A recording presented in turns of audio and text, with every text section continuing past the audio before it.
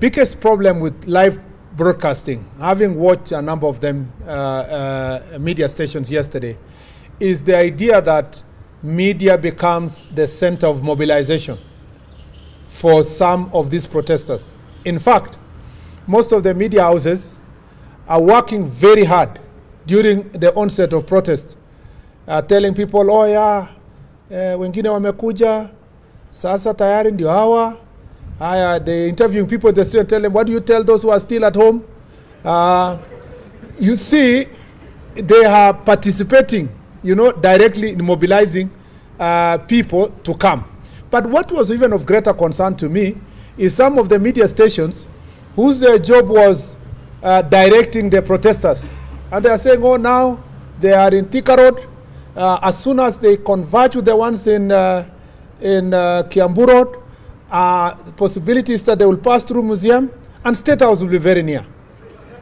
You see, that is really very irresponsible journalism. Of course, the gentleman from Standard knows that Standard now has stopped being a newspaper.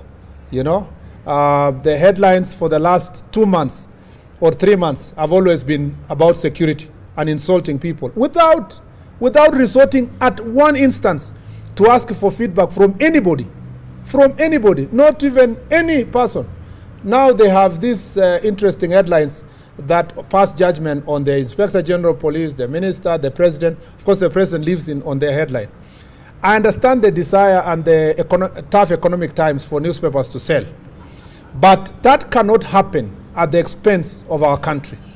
And this is really of great concern to me, that the media houses were expected to have self-regulation.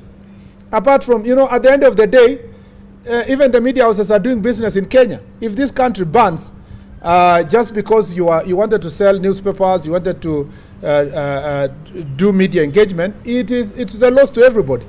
And more importantly, let me say this, that it is unfortunate that political actors are relying on media. It's not becoming independent enough to give both sides of the story. For example, you will hear that yesterday's report is reported as the protesters have arrived somewhere and they're looting.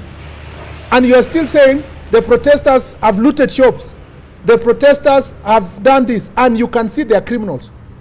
Meaning that the characterization of also the criminals, we are not taking the greatest responsibility as citizens. You've watched international media, except of course when they are reporting from Africa, and Nairobi especially, that they are very careful when they are reporting about